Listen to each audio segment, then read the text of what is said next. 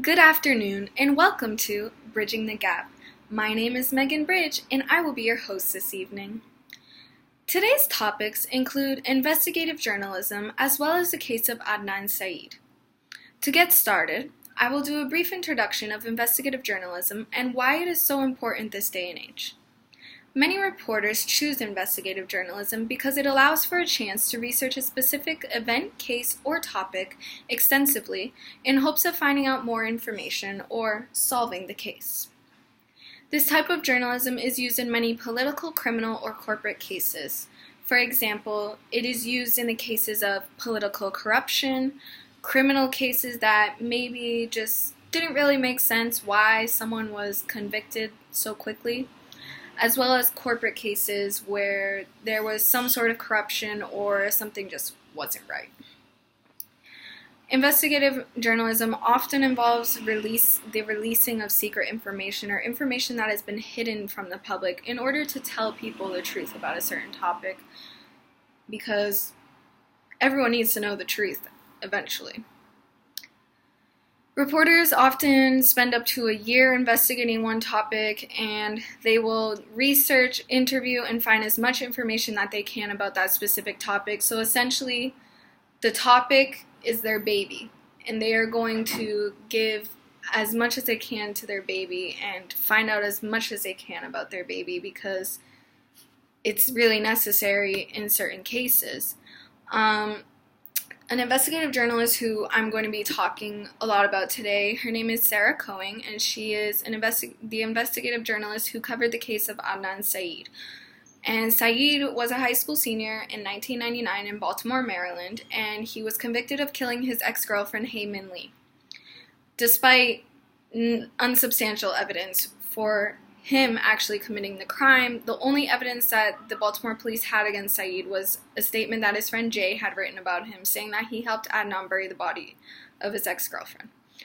Now, if you ask me, it seems kind of like a he said, she said situation. So Sarah Cohen thought the same thing, and she ended up making a series of podcasts called Serial. And the Serial podcasts are essentially podcasts that are made throughout the course of like a season. So kind of like your favorite television show, you have a season of the television show, and throughout the season they will cover only one specific topic or case. So Cohen, she covered the case of Adnan Syed, and she spent a lot of time talking to people, interviewing people, and basically researching this case and trying to figure out if Syed was really guilty of committing the crime or if he was a really good liar saying that he didn't commit the crime. And she spent a lot of time doing this, and because of this, there is actually going to be a retrial in this upcoming year, which is really crazy because no one thought that was going to happen. So the Serial podcasts are, in fact, a form of investigative journalism because Cohen manages to investigate this topic and bring in a lot of information that maybe was overlooked by the police or maybe the judge overlooked, and she managed to interview many kids from the high school. Even though it was years later, a lot of them still remembered this case because it was really a substantial case during that time.